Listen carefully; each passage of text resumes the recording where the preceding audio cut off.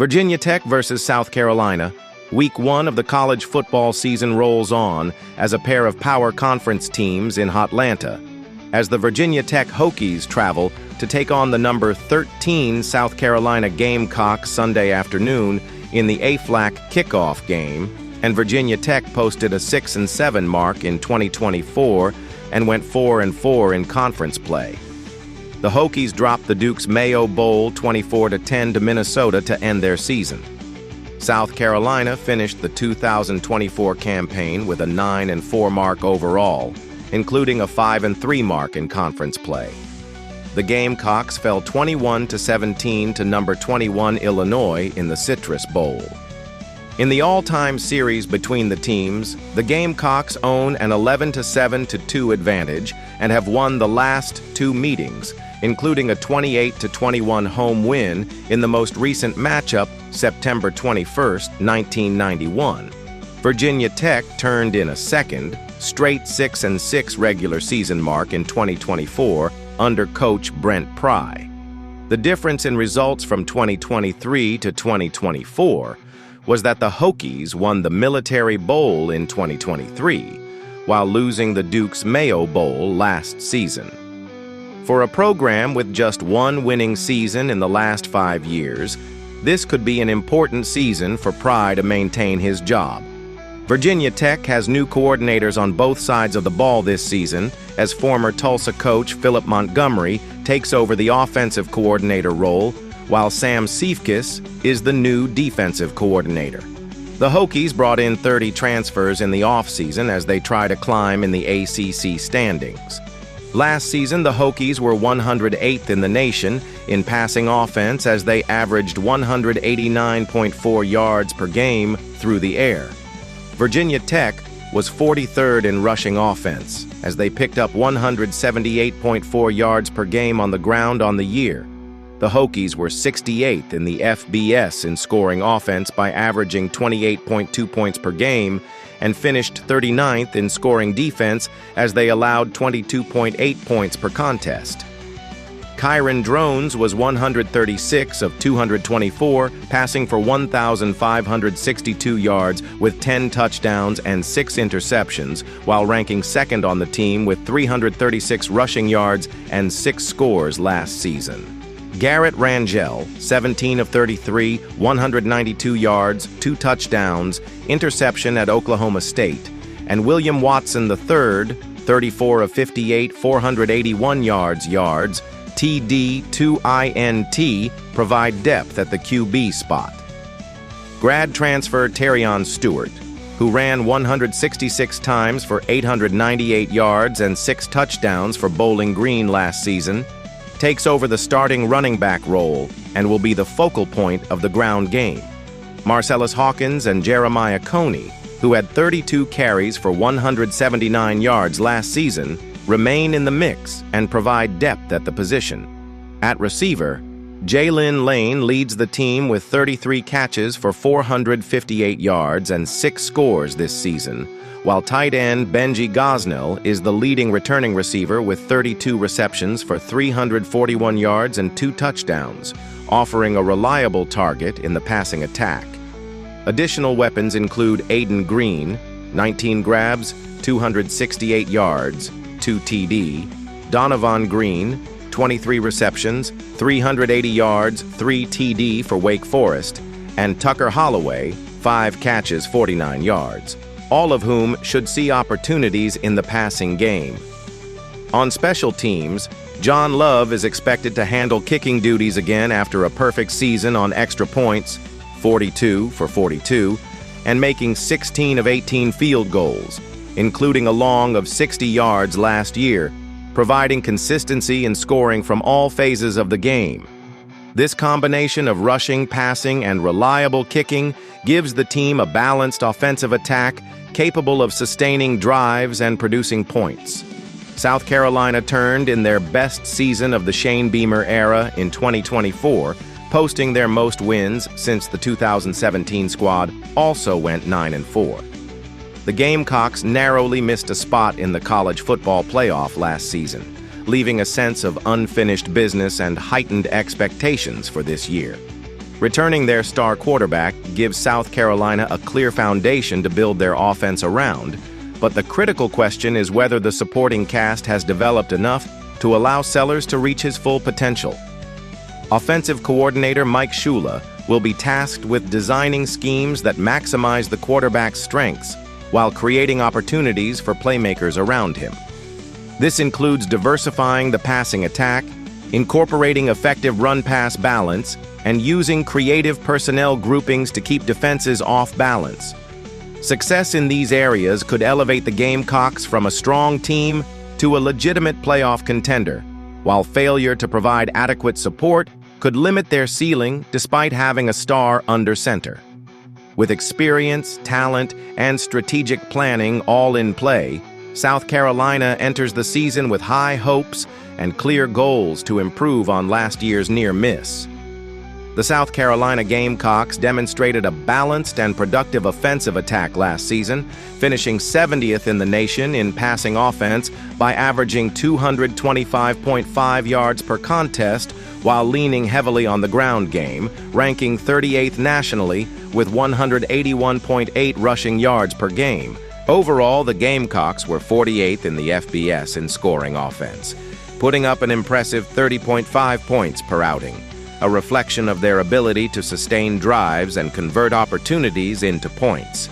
On the defensive side of the ball, South Carolina was even more formidable, ranking 12th in scoring defense by allowing just 18.1 points per game, showcasing a disciplined and opportunistic unit capable of limiting opponents' big plays and controlling tempo. At the heart of the offense was quarterback Lenoris Sellers, who completed 196 of 299 passes for 2,534 yards, throwing 18 touchdowns against just 7 interceptions. Sellers' dual threat ability was on full display, as he also contributed 674 rushing yards and 7 touchdowns on the ground, making him one of the most dynamic playmakers in the Gamecocks attack and a constant challenge for opposing defenses. Luke Doty and Ohio State transfer Air Noland are next up on the quarterback depth chart, providing experience and versatility under center for the team. In the backfield, Rasul Faison, who ran 198 times for 1,109 yards and 8 touchdowns at Utah State, recently gained eligibility and is expected to take the lead as the feature back in the run game.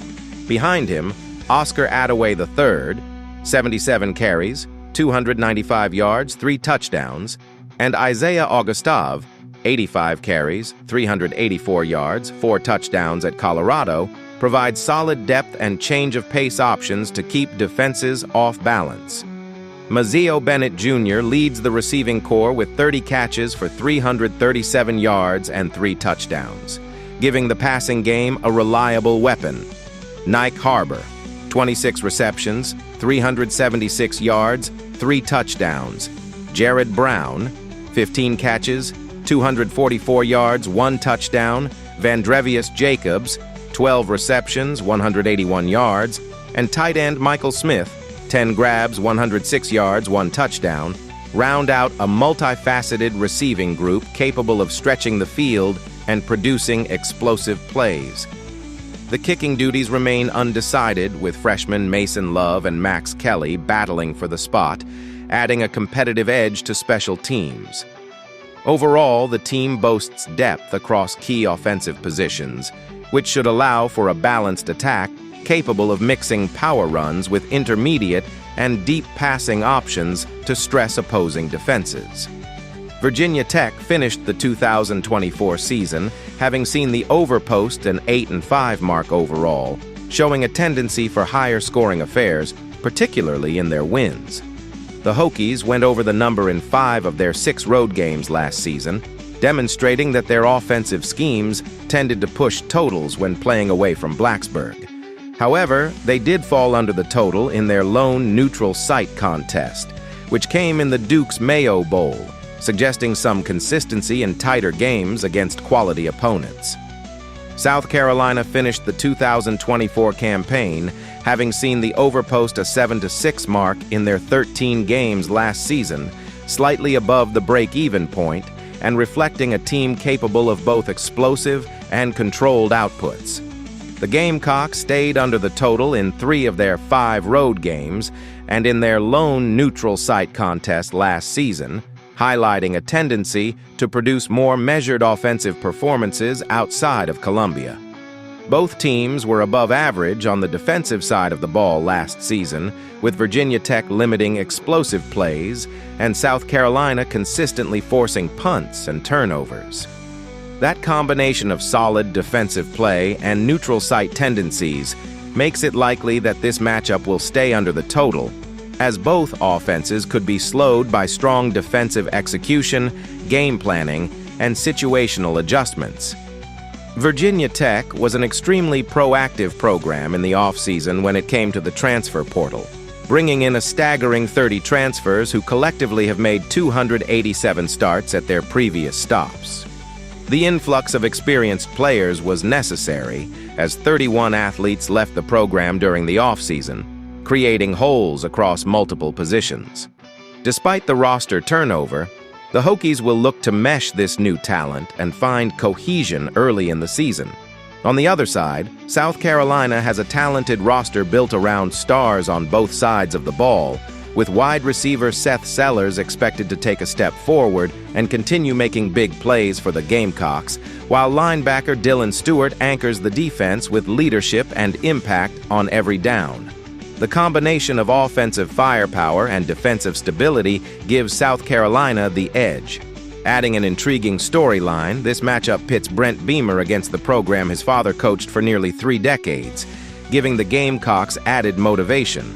South Carolina's talent, experience, and drive should be too much for the Hokies, and they are expected to earn the victory in this matchup.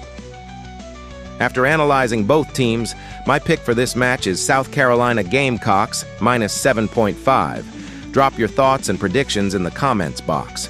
Notre Dame versus Miami. FL. Sunday evening on the college gridiron, and the Irish are off a national title loss and are ready to make amends this year.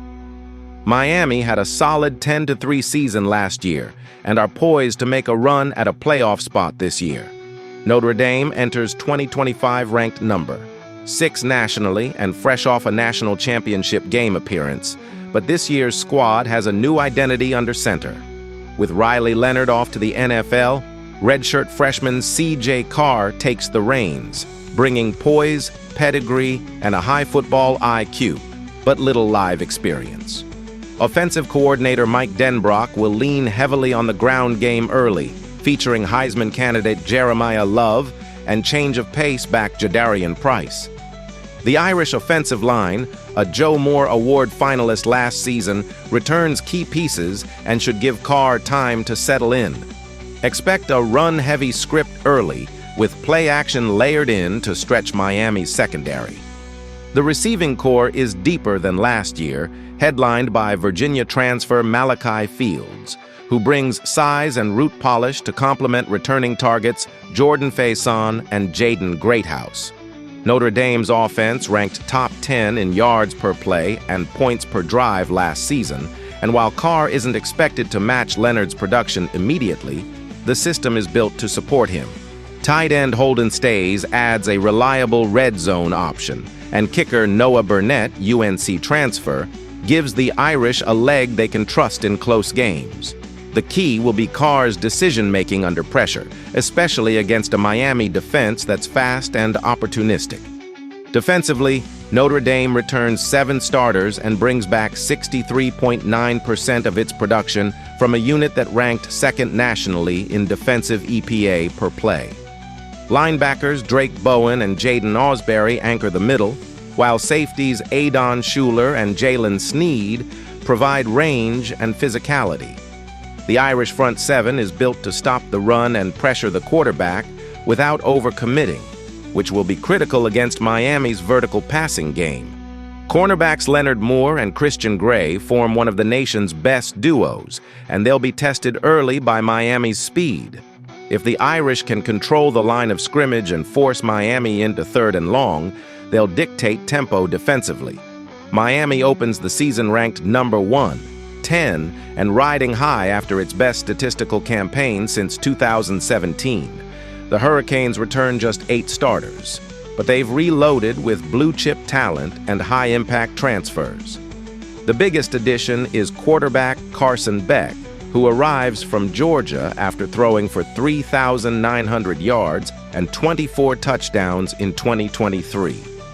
Beck's arm talent and experience give Miami a clear edge at quarterback, and he'll be protected by one of the best tackle duos in the country, Francis Mauigoa and Markel Bell. Offensive coordinator Shannon Dawson will look to establish rhythm early, mixing tempo with vertical shots to test Notre Dame's elite secondary.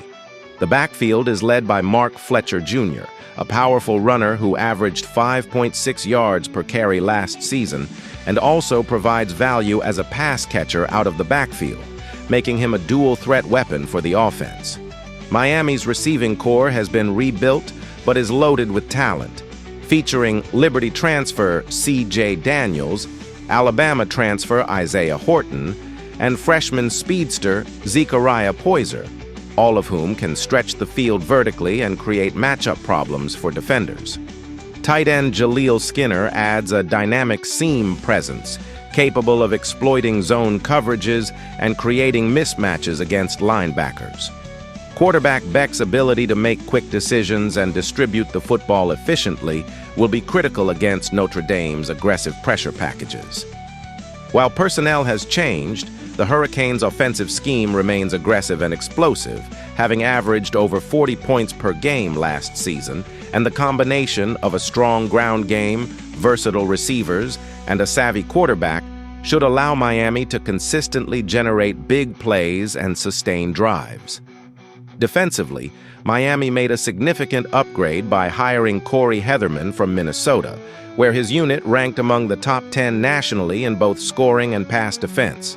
The Hurricanes struggled with consistency last season, but Heatherman's new scheme emphasizes speed, disruption, and aggressive pursuit, designed to pressure quarterbacks and force mistakes.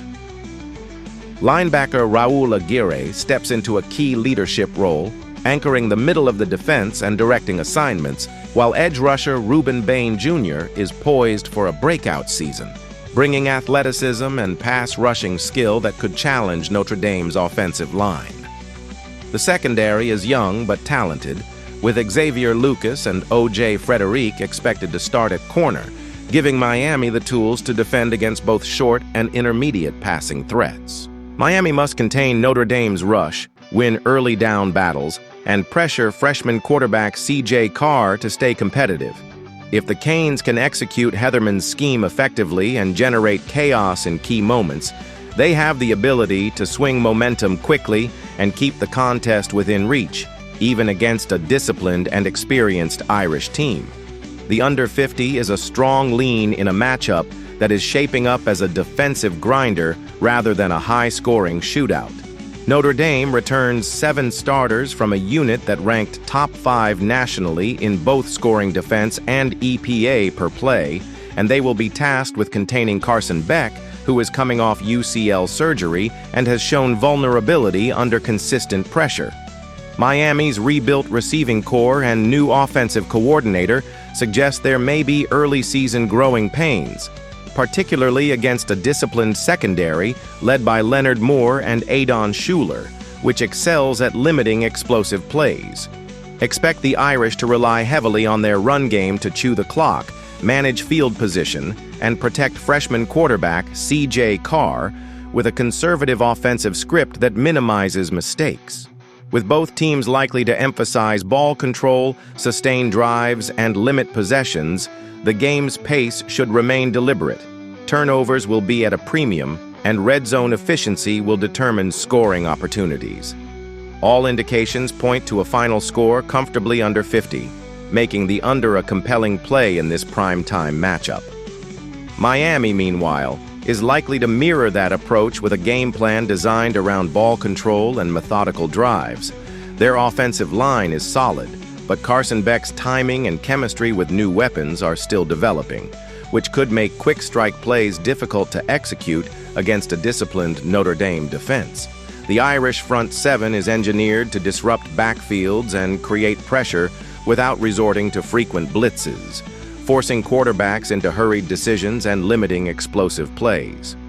With both teams emphasizing turnover avoidance, time of possession, and sustained drives, this game projects as a low-tempo affair with fewer rapid scores than typical matchups. Odds makers have already responded, dropping the total from 53.5 to 49.5, and there is still value on the under if you're getting a line around 50. Expect a final score in the 24 to 20 range, with both teams' red zone defenses, clock management strategies, and cautious offensive execution keeping the game comfortably under the posted total, making the under a strong betting option in this contest. Notre Dame minus 2.5 is a sharp play in a matchup that heavily favors the Irish both in the trenches and on defense. While Miami brings in Carson Beck and a revamped offensive approach, Notre Dame counters with one of the nation's top 5 defensive units, returning 7 starters and ranking second nationally in EPA per play last season. The Irish front 7 is specifically built to generate consistent pressure without needing to blitz, which allows the secondary to stay disciplined and cover effectively. Led by Leonard Moore and Aiden Schuler, Notre Dame's secondary has the range, awareness, and technique to limit Miami's vertical threats, forcing the offense into short yardage situations and reducing explosive plays. C.J. Carr may be a freshman quarterback, but he benefits from an elite offensive line and a balanced run game that can dictate tempo, control the clock, and keep Beck off the field for extended stretches.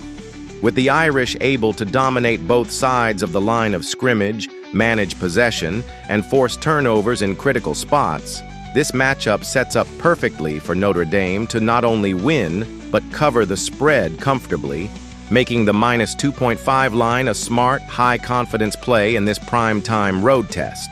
This is also a coaching edge spot, and Notre Dame clearly has the upper hand in experience and defensive continuity. Marcus Freeman's defense is built for high-leverage games and excels at creating turnovers and disrupting rhythm, which has translated into Notre Dame covering in 12 of its last 16 contests. Miami, on the other hand, is still integrating a new defensive coordinator and relying heavily on portal talent to fill key roles, which raises questions about cohesion and in-game adjustments. While Tyler Van Dyke's SEC pedigree is an asset, he is coming off UCL surgery and will face relentless pressure from a unit that forced 32 turnovers last season, the most in the FBS. Notre Dame's ability to win early downs, dominate time of possession, and put opponents in long yardage situations forces Miami into uncomfortable spots repeatedly. The Irish's coaching, defensive consistency, and situational edge position them to manage the game and cover the short number, likely wearing down Miami's young roster. After analyzing both teams, my pick for this match is Notre Dame minus 2.5. Drop your thoughts and predictions in the comments box.